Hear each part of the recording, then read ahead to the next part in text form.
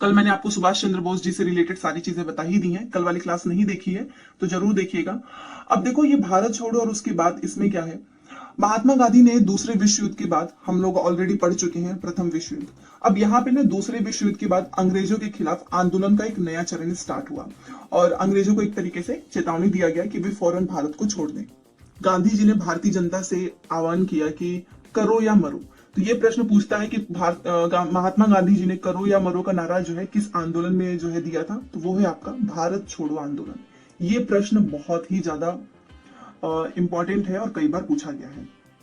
ये इसमें इन्होंने ही दिया है करो या मरो असहयोग आंदोलन, क्योंकि ऑप्शन में पता है क्या लिखेगा, सविनय अवज्ञा आंदोलन, सॉरी ऐसे लिखेगा, रुकिए एक मिनट बताती हूँ। पहले असहयोग लिखेगा ताकि आप कंफ्यूज हो जाए, सविनय लिख देगा और फिर लिखेगा आपका भारत छोड़ो आंदोलन। तो आपको याद रखना है, अगर बाय मिस्टेक मैंने असहयोग बोल दिया हो पहले, तो आपको याद रखना है कि जो करो या मरो है वो आपका भारत छोड़ो आंदोलन में गांधी जी ने इसका आह्वान किया था, ठीक है, ना कि असहयोग सविनय। और इसीलिए पूछता है गांधी जी और अन्य नेताओं को फौरन ही, आपको पता है कि इसमें बहुत सारे लोग जो है मिले थे, कुछ युवा लोग भी शामिल हुए थे और इसमें दो लाइंस बनाई गई थी कि पहले जो है फ्रंट पे मानो जो बड़े नेता है उनको अगर पुलिस पकड़ के लेके जाती है और जेल में बंद कर देती है तो बाकी के जो दूसरे वाले हैं वो इसका मोर्चा संभालेंगे। तो ये पूरी कहानी है, बट जितना है इसमें उसको पढ़ते हैं। तो जैसे ही इन्होंने ये नारा मतलब ये किया और अंग्रेजों के विरुद्ध अहिंसक ढंग से संघर्ष करने के लिए, तो गांधी जी और अन्य नेताओं को ना फौरन ही जेल में बंद कर दिया गया। बट आपको पता है कि आंदोलन बंद नहीं हुआ था, आंदोलन स्टार्ट था और इसमें किसान और युवा जो है बड़ी संख्या में शामिल हुए। विद्यार्थी अपनी पढ़ाई लिखाई छोड़कर आंदोलन में कूद पड़े। देश भर में संचार तथा राजसत्ता के प्रतीकों पर हमला हुए, बहुत सारे इलाकों में लोगों ने अपनी सरकार का गठन कर लिया। तो ये है आपका भारत छोड़ो आंदोलन, ठीक है। उसके बाद से देखिए फिर अंग्रेज तो आसानी से मानने वाले नहीं है, आप जानते हो कितना नीचे गिर सकते हैं। उन्होंने बर्बर जो है दमन का रास्ता अपनाया और 1943 के अंत तक 90,000 से ज्यादा लोगों को जेल में बंद कर दिया और 1,000 लोग को तो भाई उसने मार ही दिया, पुलिस की गोली से वो बेचारे मर गए। बहुत सारे इलाकों में हवाई जहाजों से भी ऊपर से भीड़ पर ना गोलियां बरसाने के आदेश दिए गए और आखिरकार इस विद्रोह ने ब्रिटिश राज को घुटने टेकने के लिए मजबूर कर दिया। तो ये था भारत छोड़ो आंदोलन जो कि अगस्त 1942 का है, ठीक है।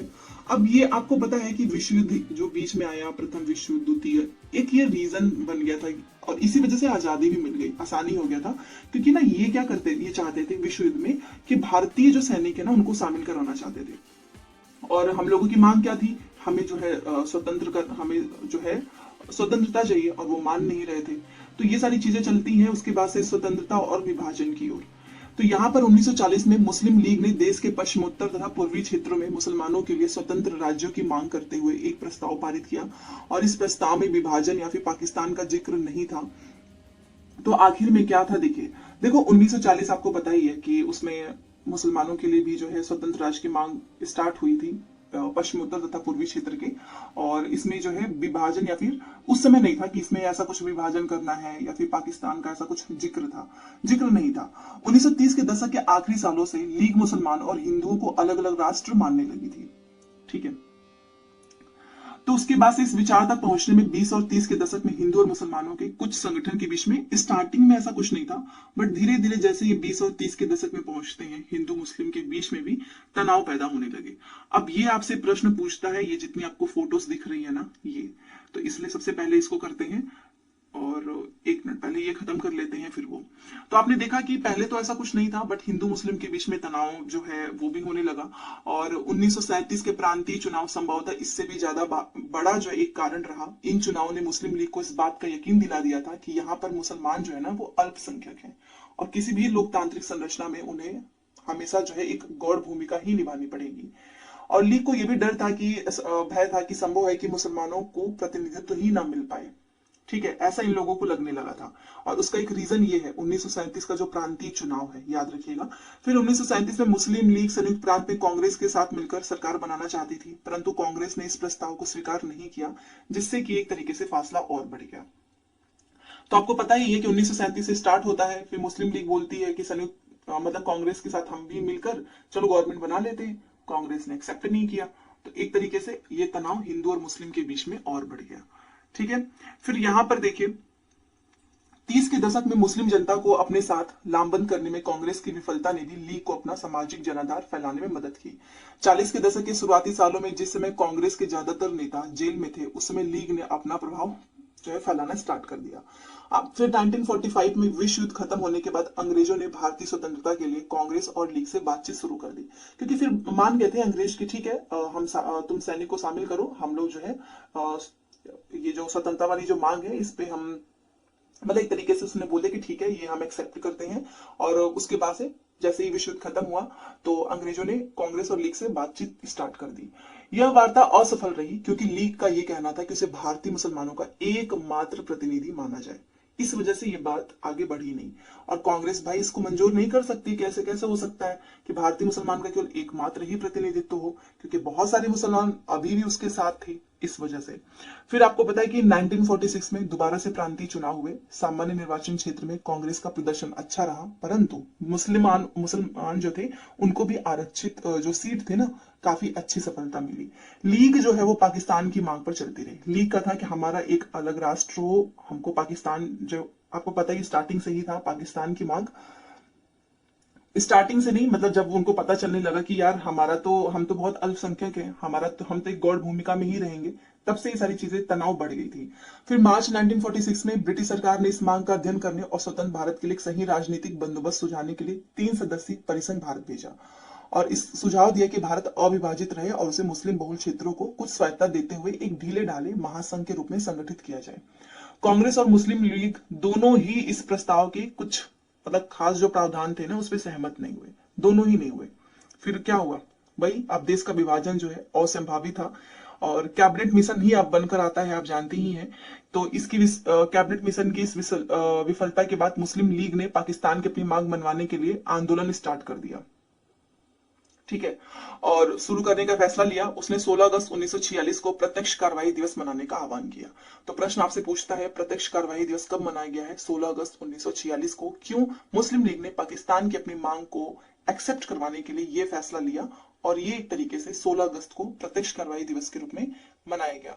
इसी दिन कलकत्ता में दंगे भड़क उठे थे, ठीक है, और कई दिनों तक चलता रहा, और इसमें हजारों लोग मारे गए, ठीक है, और मार्च 1947 तक उत्तर भारत के विभिन्न भागों में हिंसा फैल गई थी। कई लाख लोग मारे गए। असंख्य महिलाओं को जो है विभाजन की हिंसा में अकथनीय अत्याचार का सामना करना पड़ा। करोड़ों लोगों को अपने घर बार छोड़कर जाने पड़े। अपने मूल स्थानों से बिछड़कर ये लोग रातों रात अजनबी हो गए। विभाजन का नतीजा यह भी हुआ कि भारत की शकल सूरत ही बदल गई, उसके शहरों का माहौल बदल गया, और एक नए देश पाकिस्तान का जन्म हुआ। इतनी आसानी से पाकिस्तान का जन्म नहीं हुआ, बहुत सारे लोग जो हैं इसमें टॉर्चर हुए हैं, और इस तरीके से ब्रिटिश शासन से स्वतंत्रता का यह आनंद विभाजन की पीड़ा और हिंसा के साथ हमारे सामने आया, ठीक है। अब देखिए ये अभी यहाँ पे खत्म नहीं हुआ है। सबसे पहले आप ये फोटो देखो, हिंसाग्रस्त पंजाब से आए शरणार्थी आश्रय और भोजन की तलाश में दिल्ली में इकट्ठा हुए हैं। आपको पता है कि जब ये मांग नहीं इतनी आसानी से तो ये विभाजन वाला प्रस्ताव माना नहीं गया। जब ये कार्रवाई दिवस मनाए 16 अगस्त 1946 को, तो उसी दिन क्या हुआ ना कि कलकत्ता में दंगे स्टार्ट हो गए। हिंदू मुस्लिम ही आपस में लड़ने लगे, और ये दंगा एक दिन का नहीं था, कई दिनों तक चला, जिसमें बहुत सारे लोग मारे गए। महिलाओं को जो है बहुत सारा जो है इसमें टॉर्चर किया गया। लोग अपना घर छोड़ दिए। तो इससे ना बहुत सारे लोग दुखी भी हो गए। गांधी जी और भी बहुत सारे लोग थे, क्योंकि ये लोग चाहते ही नहीं थे कि इस तरीके की हिंसा हो। बट ये जो दिन था एक तरीके से बहुत ही उस समय का जो है वर्स्ट डे था। बाद में लोगों ने कहा कि यार क्या फायदा इतने खून खराबा का, चलो ठीक है, जो इनकी मांग है मुस्लिम लीग की पाकिस्तान की मांग, उसको एक्सेप्ट ही कर लेते हैं, और इस तरीके से विभाजन हुआ। अब यहां से तो प्रश्न पूछेगा ही आपसे कि ये आपका प्रत्यक्ष दिवस, बाकी चीजें भी पूछेंगी, जैसे कि ये हैं आपके खान अब्दुल गफ्फार खान। इनसे प्रश्न पूछता है क्योंकि हम इनको सीमांत गांधी के रूप में जानते हैं। तो इनसे क्या क्वेश्चन पूछेगा वो देखिए। जो गफ्फार खान है, इनको हम बादशाह खान के नाम से भी जानते हैं, और वह जो है खुदाई खिदमतगार संगठन के संस्थापक थे। और यहाँ पर देखो सीमांत प्रांत के प्रमुख पश्तो नेताओं में से एक थे, ठीक है, और यह उनके प्रांत के पठानों में लोकप्रिय शक्तिशाली अहिंसक आंदोलन था। बादशाह खान भारत विभाजन के सख्त खिलाफ थे। ये बिल्कुल भी नहीं चाहते थे कि हमारा भारत का विभाजन हो। 1947 में इन्होंने इस फैसले पर मंजूरी देने के लिए कांग्रेस के जो साथी थे ना उस पर बहुत गुस्सा भी निकाला था अपना। ये कभी नहीं चाहते थे कि हमारा जो है देश का बंटवारा हो। तो आपसे प्रश्न ये पूछेगा कि खुदाई खिदमतगार संगठन के संस्थापक कौन है? गफ्फार खान है। इनको हम बादशाह खान के भी नाम से जानते हैं। ये एक प्रश्न यहां से पूछेगा। और ये आज आपका हिस्ट्री कंप्लीट, इसके बाद से अब आपका ज्योग्राफी स्टार्ट है। ठीक है, तो होपफुली हम लोग कल से ही ज्योग्राफी स्टार्ट करेंगे। सामान्य निर्वाचन क्षेत्र ये आपसे पूछेगा, तो ऐसे निर्वाचन क्षेत्र जहां पर किसी धार्मिक तथा अन्य संप्रदाय के लिए कोई आरक्षण नहीं था उसे बोलते हैं। ये आप फोटो देखिए, ये जवाहरलाल नेहरू जी हैं और ये हमारे महात्मा गांधी जी हैं। बंबई अधिवेशन से पहले आपस में ये लोग बात कर रहे हैं। 1946 का समय था और इस समय जो है बहुत सारी चीजें जैसे कि गांधी जी के शिष्य, कांग्रेस, अंतरराष्ट्रीयवादी विचार रखने वाले नेहरू, राष्ट्रीय आंदोलन, स्वतंत्र भारत की आर्थिक राजनीतिक व्यवस्था के मुख्य शिल्पियों में से एक था और इन सब पे बातें चल रही हैं। चलिए, ये वाला जो पेज है ये काफी इंपॉर्टेंट है, यहां से कई बार पूछा गया है। ये रहा। सबसे पहला तो यही क्वेश्चन पूछता है कि जिन्ना के दो राष्ट्र सिद्धांत का विरोध किसने किया? तो वो है मौलाना आजाद। आप ये फोटो देख सकते हो, इनका जन्म हुआ था मक्का में। इनके पिता बंगाली और माँ जो है अरब मूल की थी। बहुत सारे भाषाओं का इनको ज्ञान था और आजाद जो है इस्लाम के विद्वान भी थे। ठीक है, धर्मों की बुनियादी एकता के हिमायती थे और ये जो है गांधीवादी आंदोलन में हमेशा सक्रिय रहे हैं। प्लस हिंदू मुस्लिम एकता के पक्के हिमायती थे। ये कभी नहीं चाहते थे कि बंटवारा हो। और जिन्ना का जो दो राष्ट्र सिद्धांत था ना, इसका इन्होंने विरोध भी किया है। ठीक है, जितना आपके इसमें एनसीईआरटी में है सिर्फ उतना ही पढ़ना है, डिटेल में चीजें मत पढ़ना, क्योंकि जब वो आपके में पूछेगा ही नहीं तो कोई मतलब नहीं है।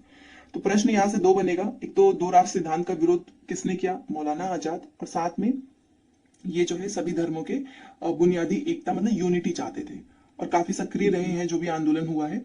उसके बाद से आपका ये दूसरा क्वेश्चन पूछता है, क्योंकि आपको पता है नमक सत्याग्रह गांधी जी ने स्टार्ट किया था, बट दक्षिण में जो है दक्षिण में भी नमक सत्याग्रह स्टार्ट हुआ है और ये किसने किया था? सी राजगोपालाचारी। तो वयोवृद्ध राष्ट्रवादी और दक्षिण में नमक सत्याग्रह के नेता, ये आपसे क्वेश्चन पूछेगा किसने स्टार्ट किया था? तो सी राजगोपालाचारी 1946 में बनी अंतरिम सरकार के सदस्य थे और स्वतंत्र भारत के पहले भारतीय गवर्नर जनरल। तो ये कई बार पूछा है कि स्वतंत्र भारत के पहले भारतीय गवर्नर जनरल कौन है? तो वो है सी राजगोपालाचारी और इनको लोग राजा जी के नाम से भी जानते हैं। ठीक है, तो यहाँ से तीन क्वेश्चन। दक्षिण में नमक सत्याग्रह स्टार्ट किया गोपालाचारी जी ने, उसके बाद से स्वतंत्र भारत के पहले गवर्नर जनरल भी यही रहे हैं और राजा जी के नाम से भी हम इनको जानते हैं। ठीक है, तो इतने में से ही आपके क्वेश्चंस इतने सारे बन गए। अब यहां से देखिए, सरदार वल्लभ भाई पटेल ये रहे हमारे और इनकी आपको पता है बनी है मूर्ति गुजरात में ही। तो ये देखिए 1945 से 46 के दौरान का है और पटेल जो है नादियाड गुजरात के गरीब किसान व्यवसायी परिवार से थे। 1918 के बाद स्वतंत्रता आंदोलन की अगली कतार में रहने वाले पटेल 1931 में कांग्रेस के अध्यक्ष रहे हैं। तो क्वेश्चन पूछेगा कि पटेल जी कांग्रेस के अध्यक्ष किस वर्ष में थे? तो वो है 1931। ये बहुत ही ज्यादा कई बार पूछा गया है और सिर्फ इतना ही पूछेगा। अब ये देखिए महात्मा गांधी के साथ है ये जिन्ना, 1944 का समय है और इसमें जो चीजें पूछी गई 1920 तक हिंदू मुस्लिम एकता के समर्थन में सक्रिय रहे जिन्ना ने लखनऊ समझौता करवाने में एक अहम भूमिका अदा की थी। 1934 के बाद उन्होंने मुस्लिम लीग को पुनर्जीवित किया और अंत में वो पाकिस्तान की स्थापना के सबसे मुख्य प्रवक्ताओं की कतार में जा पहुंचे। ठीक है, तो ये याद रखना है आपको, 1920 और 1934। तो आई थिंक हम लोगों ने सारी चीजें कर ली हैं। अब एक बार मैं जो चीजें आपको बोल रही हूँ उसको ध्यान से सुनिएगा। देखिए, सबसे पहले तो आपको जो चीजें मैं बोलती हूँ कि हाँ यही बस पूछेगा, तो उसके अलावा नहीं, क्योंकि हिस्ट्री से आपके ना 15 क्वेश्चन आते हैं। अब आप सोचो 6, 7, 8, हर क्लास में किसी में 14 चैप्टर है, 8, तो जरूरी नहीं है ना कि सब कहानी ही पूछेगा। इसलिए आपसे जो इंपॉर्टेंट है वो ही पूछेगा और 15 ही क्वेश्चन इनको बनाने हैं, बाकी ज्योग्राफी भी तो है। तो आपको सबसे पहले भारत छोड़ो आंदोलन, इसमें जितना मैंने कराया है इंडियन नेशनल मूवमेंट में, आपको ईयर्स याद रखने हैं, साथ में इसका रीजन कि किस तरीके से भारत छोड़ो आंदोलन स्टार्ट होता है, स्वतंत्रता की ओर हम कैसे पहुंचते हैं, और फिर उसके बाद से आपको ये जो अभी मैंने बताया नमक सत्याग्रह हो गया, जिन्ना, मौलाना आजाद, देन आपको ये प्रांतीय चुनाव, ये कई बार पूछा गया है, ये भी आपको याद रखना है। फिर विश्व युद्ध जैसे खत्म हुआ तो किस तरीके से जो है पाकिस्तान की मांग आगे बढ़ी, और उसके बाद से कैबिनेट मिशन जो है वो आता है, और इस जो है विफलता के बाद मुस्लिम लीग ने पाकिस्तान की मांग बनवाने के लिए एक आंदोलन स्टार्ट करता है, और वो है आपका 16 अगस्त 1946, जिसमें काफी जो है खून खराबा होता है। और उसके बाद से जो है हमारा जो है देश, हमारा जो देश है वो पाकिस्तान का एक जन्म मतलब विभाजन हो जाता है, और इस तरीके से ब्रिटिश शासन ने स्वतंत्रता का यह जो आनंद विभाजन की जो पीड़ा है और हिंसा के साथ हमारे सामने आता है। तो बस बहुत ही आसान है, और इसको आपने हिस्ट्री की तरह देखा है, ठीक है। ये नहीं कि टेंशन, अरे भाई कितना रटना है, ये नहीं समझ में, नहीं, आपने स्टोरी की तरह समझा है ना, तो आप स्टेटमेंट कभी गलत नहीं करेंगे। कुछ भी स्टेटमेंट पूछा है, आपको मेरे नोट्स तो मिलेंगे ही, साथ में मैंने यहाँ पर डिटेल में चीजें पढ़ाई है ना, तो आपके बैक ऑफ द माइंड में रहेगा वो, ठीक है, आप भूलोगे नहीं। हाँ, ये जरूर कर लेना कि कुछ जो डेट वगैरह है ना, आप उसे जरूर नोट करें। तो फाइनली आज की ये जो हमारी क्लास है हिस्ट्री की कंप्लीट होती है। इतने दिनों से चल रहा था, अब कल से हम करने वाले हैं ज्योग्राफी क्लास 6 से। ज्योग्राफी का भी 6, 7, 8, और अगर आपको हिस्ट्री की नोट पसंद आएगी तो हम ज्योग्राफी भी आपको जो है बनाकर दे देंगे, जल्दी ही देंगे, ज्यादा समय नहीं लेंगे। तो चलिए, वीडियो को लाइक, शेयर एंड सब्सक्राइब कर दीजिएगा। टेलीग्राम में जुड़ जाएं, पीडीएफ जो है अब पूरा आपको टेलीग्राम पे मिल जाएगा आज की क्लास का। Thanks for watching.